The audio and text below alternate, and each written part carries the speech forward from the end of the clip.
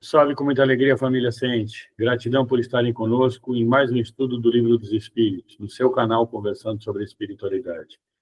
Vamos recomeçar o estudo nessa nossa nova aula, pedindo a você para deixar seu like, se inscrever no canal, ativar as notificações, fazer comentários e compartilhar com o maior número possível de pessoas. Quero agradecer a todos pela grande participação que estamos tendo, ok? Então vamos em frente. Boa noite, André. Boa noite, William, boa noite, Vânia, boa noite a todos, obrigada pela participação de vocês, e lembre-se de dar o joinha, tá? Se inscrever no canal, a gente conta com vocês. Boa noite a todos, boa noite para você, William, Andréia. Vamos continuar, vamos fazer agora o capítulo 5, considerações sobre a pluralidade da existência. Agora, essas considerações, com certeza, é de Kardec, porque são 1, 2, 3, 4, são umas 7 páginas aqui, 8, e não tem as perguntas e respostas dos espíritos. Então, provavelmente, é Kardec, do estudo e de tudo que ele pegou, né? Então, vamos ler por trechos. Quando quiser parar, William, para fazer um comentário, dá uma levantadinha aí de mão que eu paro para a gente falar trecho por trecho, tudo bem? Então, vamos lá, o 222. Não é novo, dizem alguns, o dogma da reencarnação. Ressuscitaram-no da doutrina de Pitágoras. Eu não sei, a gente precisa ver se Pitágoras tinha na doutrina dele a reencarnação. Constituindo uma lei da natureza, o Espiritismo há de ter existido desde a origem dos tempos, e sempre nos esforçamos por demonstrar que dele se descobrem sinais na antiguidade mais remota. Pitágoras, como se sabe, não foi o autor do sistema da metempsicose. Ele o colheu dos filósofos indianos e dos egípcios, que o tinham desde tempos imemoriais. A ideia da transmigração das almas formava, pois, uma crença vulgar aceita pelos homens mais eminentes. De que modo a adquiriram? Por uma revelação ou por uma intuição? Ignoramo-lo. Seja, porém, como for, o que não padece dúvida é que uma ideia não atravessa séculos e séculos, nem consegue impor-se a inteligências de escola, se não contiver algo de sério. Assim, a ancianidade desta doutrina, em vez de ser uma objeção, seria prova a seu favor.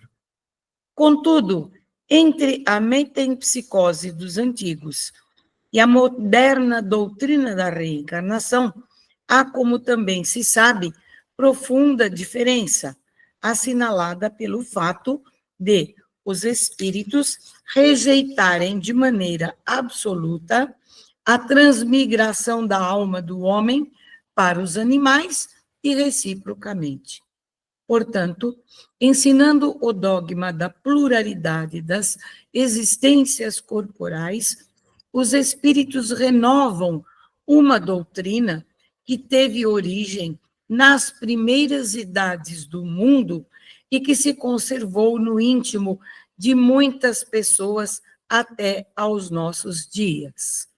Simplesmente, eles a apresentam de um ponto de vista mais racional, mais acorde com as leis progressivas da natureza e mais de conformidade com a sabedoria do Criador, despindo-a de todos os acessórios de superstição.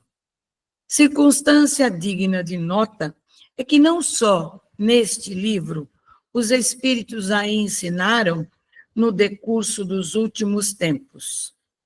Já antes da sua publicação, numerosas comunicações da mesma natureza se obtiveram em vários países, multiplicando-se depois consideravelmente. Talvez fosse aqui o caso de examinarmos por que os espíritos não parecem todos de acordo sobre esta questão. Mais tarde, porém, voltaremos a este assunto. Examinemos de outro ponto de vista a matéria e, abstraindo de qualquer intervenção dos espíritos, deixemo-los de lado, por enquanto. Suponhamos que essa teoria nada tenha de ver com eles.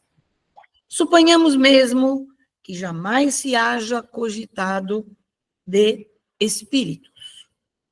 Coloquemo-nos momentaneamente num terreno neutro, admitindo o mesmo grau de probabilidade para ambas as hipóteses, isto é, da pluralidade e da unicidade das existências corpóreas. E vejamos para que lado a razão e o nosso próprio interesse nos farão pender. Muitos repelem a ideia da reencarnação pelo só motivo de ela não lhes convir. Dizem que uma existência já lhes chega de sobra e que, portanto, não desejariam recomeçar outra semelhante. Que alguns sabemos que saltam em fúria só com o pensarem e tenham que voltar à Terra. Imagina esses coitados que se saltam em fúria sabendo que tem que voltar para a Terra. Imagina que vida! Nossa Senhora! Ele até pula de raiva se tem que voltar para a Terra.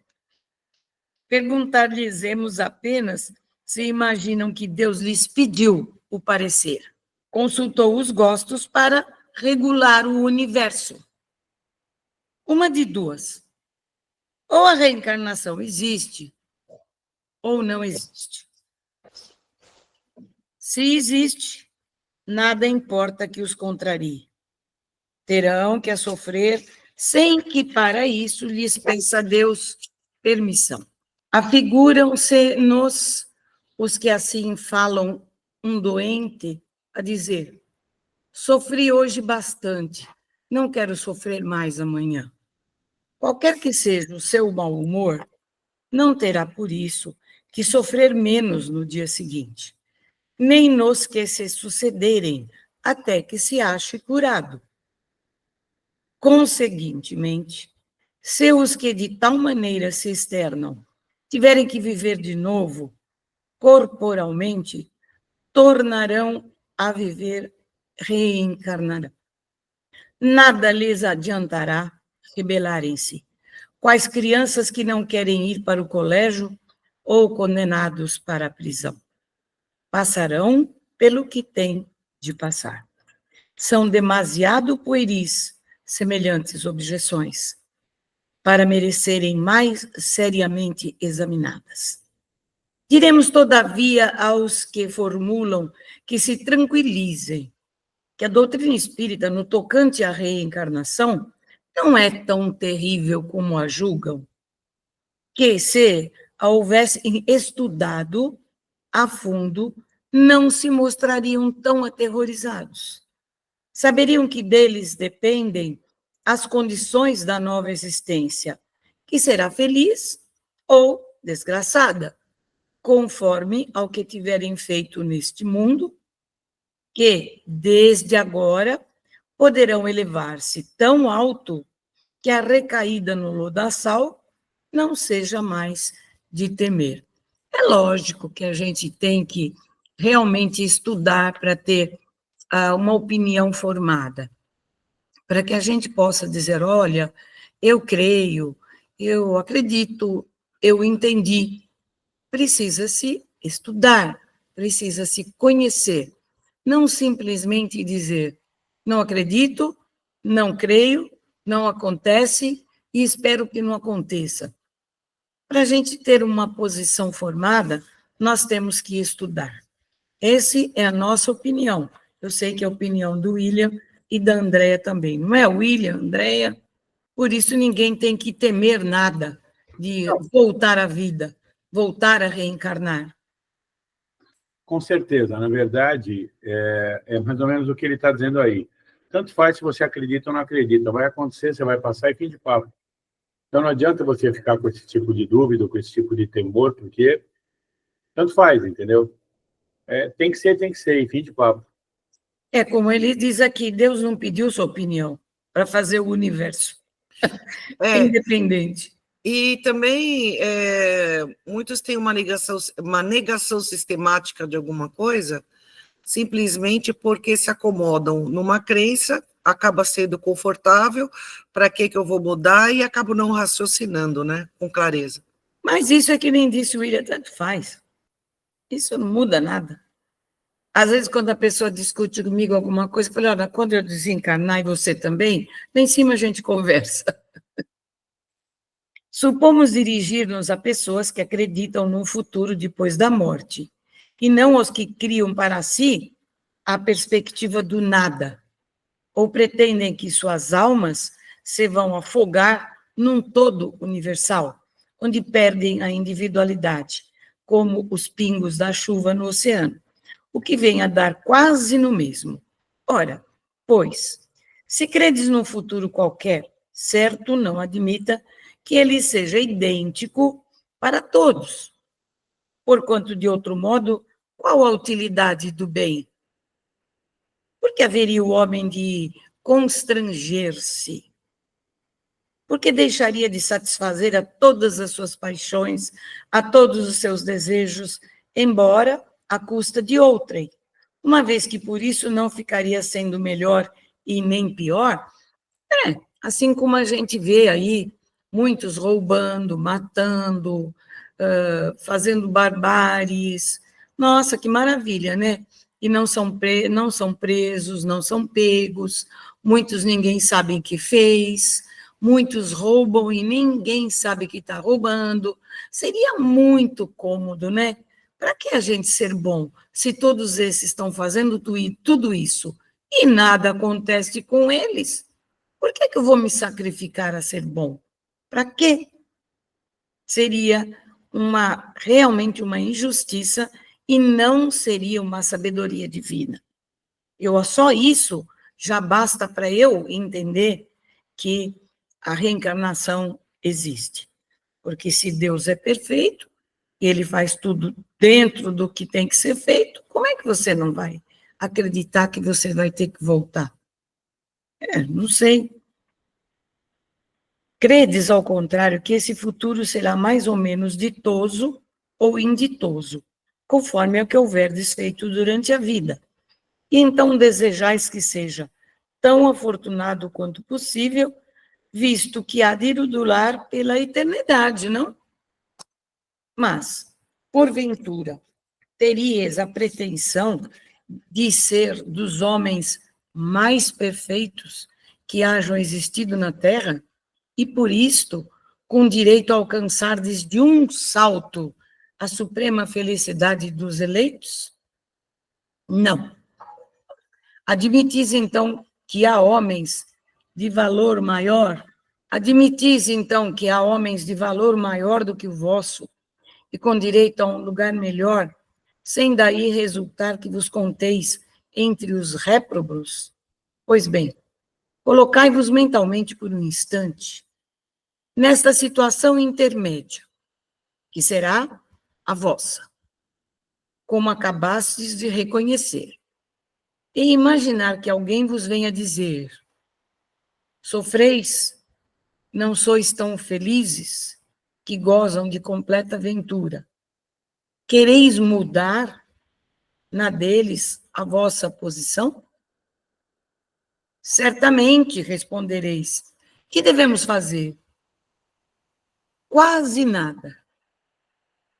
Recomeçar o trabalho mal executado e executá-lo melhor. Brilhante, não é, William? Nasça de novo e começa tudo outra vez.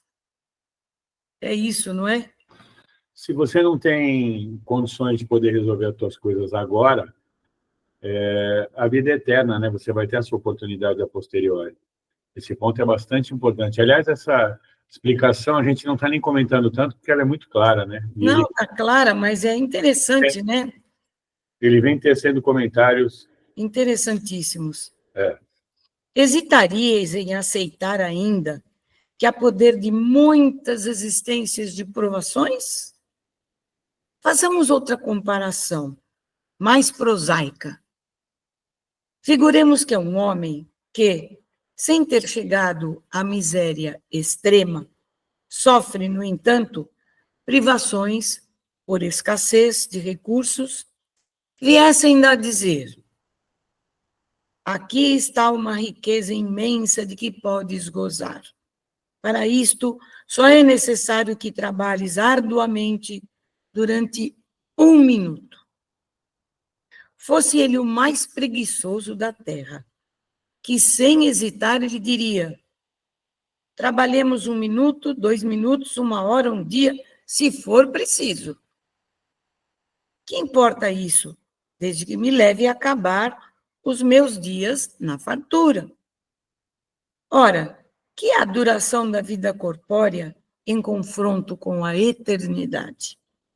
Menos que 1 minuto, menos que 1 segundo. Tão claro isso? Temos visto algumas pessoas raciocinarem deste modo: não é possível que Deus, soberanamente bom como é, imponha ao homem a obrigação de recomeçar uma série de misérias e tribulações.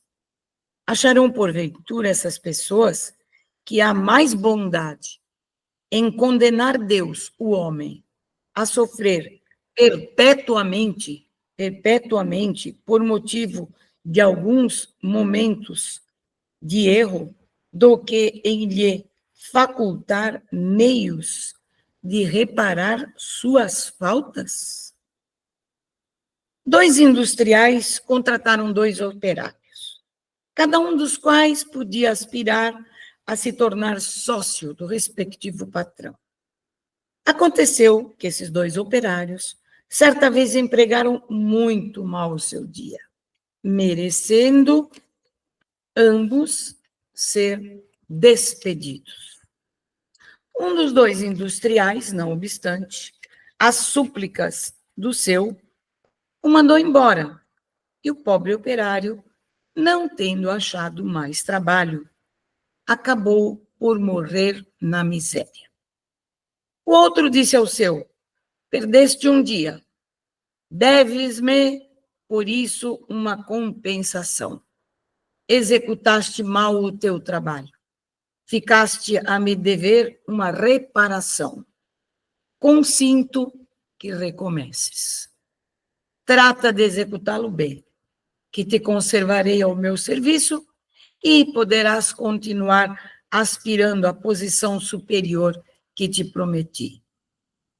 Será preciso perguntemos qual dos industriais foi mais humano? Dar-se-á que Deus, que é a clemência mesma, seja mais inexorável do que um homem? Alguma coisa de pungente há na ideia de que a nossa sorte fique para sempre decidida, por efeito de alguns anos de provações, ainda quando de nós não tenha dependido o atingirmos a perfeição. Ao passo que, eminentemente consoladora, é a ideia oposta, que nos permite a esperança.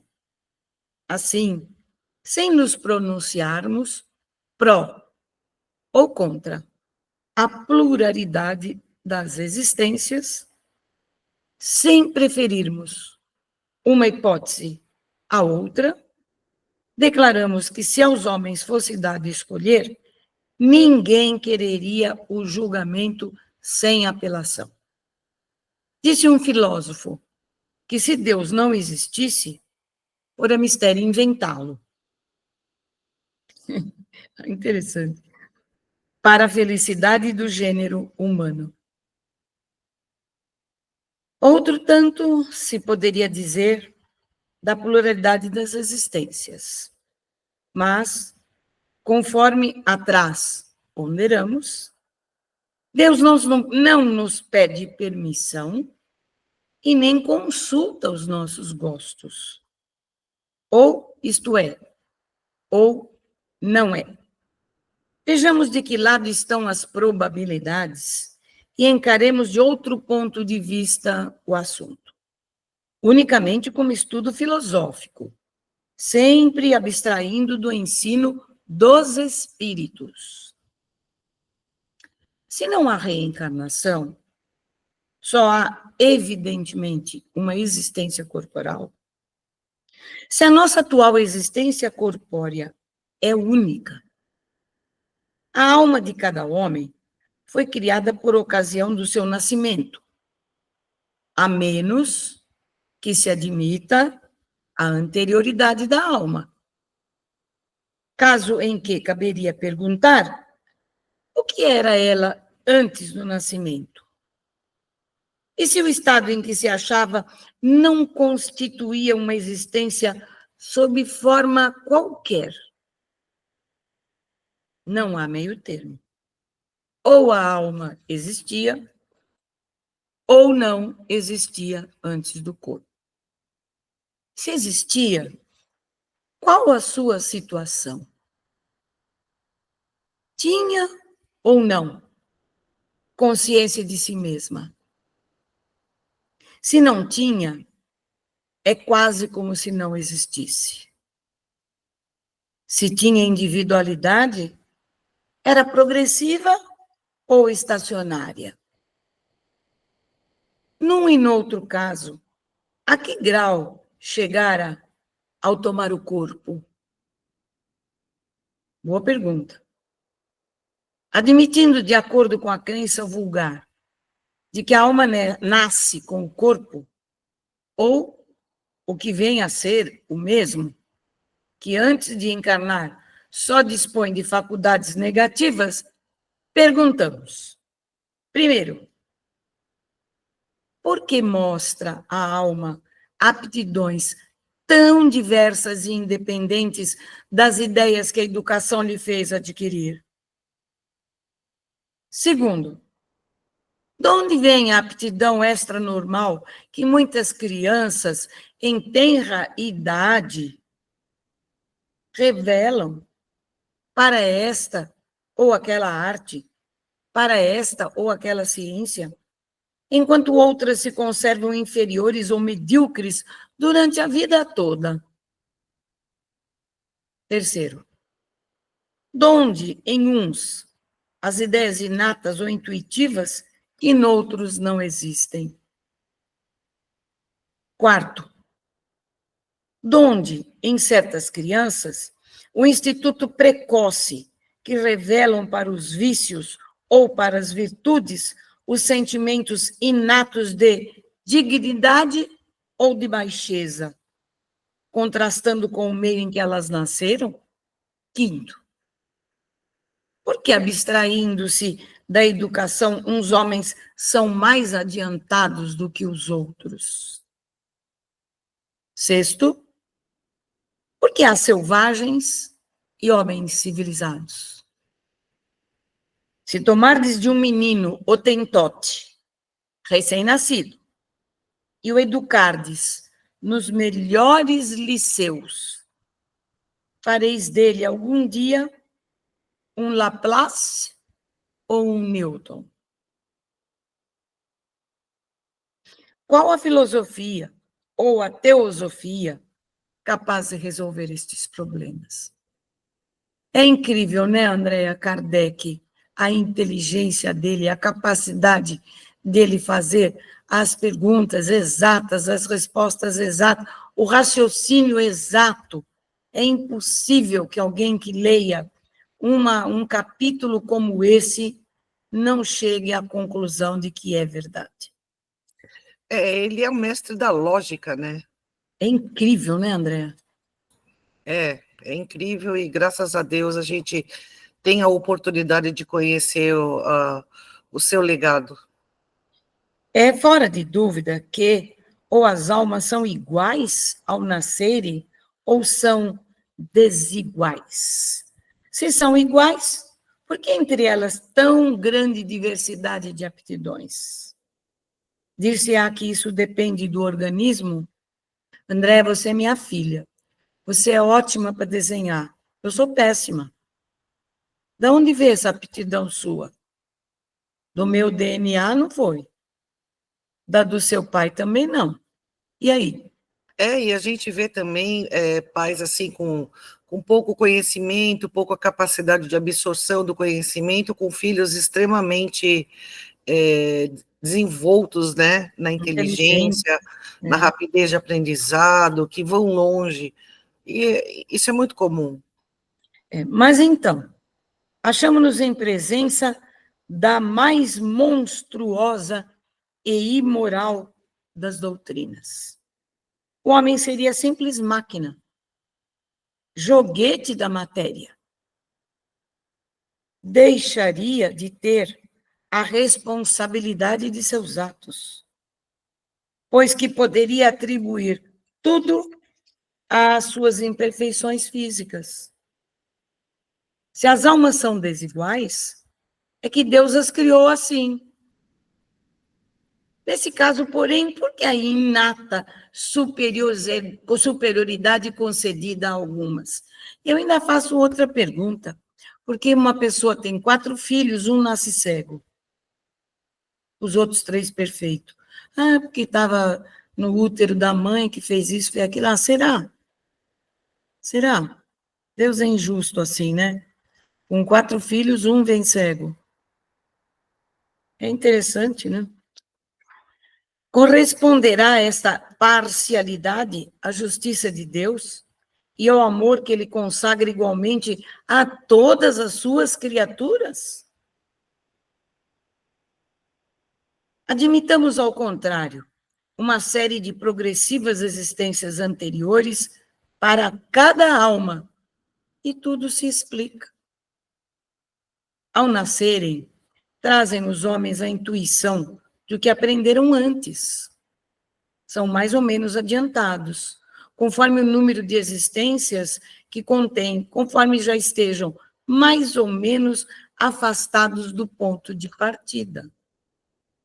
Dá-se aí exatamente o que se observa numa reunião de indivíduos de todas as idades, onde cada um terá desenvolvimento proporcionado ao número de anos que tenha vivido.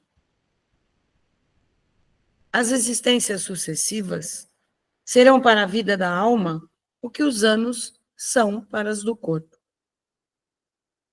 Reuni em certo dia 1 milheiro de indivíduos, de 1 a 80 anos.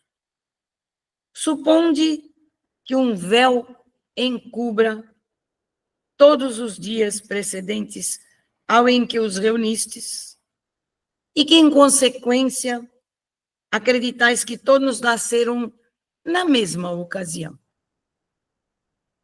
Perguntareis naturalmente, como é que uns são grandes e outros pequenos? Uns velhos e outros jovens. Outros instruídos, uns, outros ainda ignorantes. Se, porém, dissipando-se a nuvem que lhes oculta o passado, vierdes a saber que todos hão vivido mais ou menos o mesmo tempo, tudo se vos tornará explicado. Deus, em sua justiça, não pode ter criado almas desigualmente perfeitas. Com a pluralidade das existências, a desigualdade que notamos nada mais apresenta em oposição à mais rigorosa equidade. É que apenas vemos o presente e não o passado. A esse raciocínio serve de base algum sistema, alguma suposição gratuita? Não. Partimos de um fato patente, incontestável. A desigualdade das aptidões e do desenvolvimento intelectual e moral, e verificamos que nenhuma das teorias correntes o explica. Ao passo que uma outra teoria lhe dá explicação simples, natural e lógica. Será racional preferir-se as que não se explicam àquelas que se explicam? À vista da sexta interrogação, acima, dirão naturalmente que o Hotentote é de raça inferior. Perguntaremos então, se o Hotentote é ou não um homem? Se é, por que a ele e a sua raça privou Deus dos privilégios concedidos à raça caucásica? Se não é porque tentar fazê-lo cristão. A doutrina espírita tem mais amplitude do que tudo isto. Segundo ela, não há muitas espécies de homens. Há tão somente homens cujos espíritos estão mais ou menos atrasados, porém, todos suscetíveis de progredir. Não é este princípio mais conforme à justiça de Deus? Vimos de apreciar a alma com relação ao seu passado e ao seu presente. Se a considerarmos, tendo em vista o seu futuro, esbarraremos nas mesmas dificuldades. Primeiro, se a nossa existência atual é que só ela decidirá da nossa sorte vindoura, quais na futura as posições respectivas do selvagem e do homem civilizado? Estarão no mesmo nível? Ou se acharão distanciados um do outro no tocante à soma de felicidade eterna que lhes caiba? Segundo, o homem que trabalhou toda a sua vida por melhorar-se, virá ocupar a mesma categoria de outro que se conservou em grau inferior de adiantamento, não por culpa sua, mas porque não teve tempo nem possibilidade de se tornar melhor. Terceiro, o que praticou o mal por não ter podido instruir-se, será culpado de um estado de coisas cuja existência em nada dependeu dele? Quarto, trabalha-se continuamente por esclarecer, moralizar e civilizar os homens. Mas, em contraposição a um que fica esclarecido, milhões de outros morrem todos os dias antes que a luz lhes tenha chegado. Qual a sorte destes últimos? Serão tratados como réprobos? No caso contrário, que fizeram para ocupar categoria idêntica à dos outros? Quinto, que sorte aguarda os que morrem na infância, quando ainda não puderam fazer nem bem e nem o mal? Se vão para o meio dos leitos, porque esse favor, sem que coisa alguma hajam feito para merecê-lo? Em virtude de que privilégio eles se veem isentos das tribulações da vida? Haverá alguma doutrina capaz de resolver esses problemas? Eu acho que nós já deveríamos parar. Está muito claro, límpido, tudo que Kardec colocou, e sem dúvida nenhuma, a reencarnação está mais do que clara, mais do que explícita, e que cada pessoa que nos faça uma pergunta sobre reencarnação, ou nos afirme qualquer coisa que venha contra a reencarnação, nós temos que convidá-los a ler o capítulo 5 do Livro dos Espíritos. Somente isso. A leia todo, depois nós voltamos a conversar. Isso se a pessoa tiver coragem, para depois discutir. O que vocês acham? Acho isso mesmo. E eu quero agradecer a todo mundo aqui pela participação. Se você tem alguma pergunta, deixa aqui nos comentários. Curta aí o nosso vídeo, se inscreve no canal. Estamos junto com todo mundo. Axé.